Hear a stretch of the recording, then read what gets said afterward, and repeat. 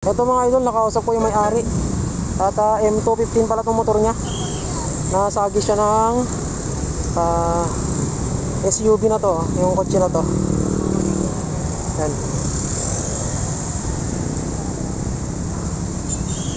Nakausap ko may-ari. Yung nakaitim na yun ang may-ari. Yung nakaitim na yun ang may-ari mga idol, oh. Grabe. Buti na lang walang nasaktan sa kanila.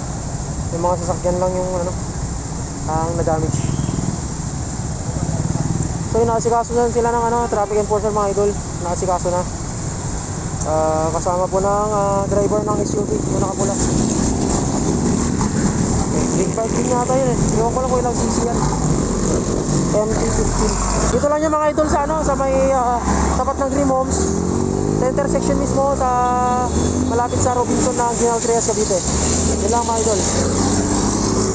Sana maayos nila yan.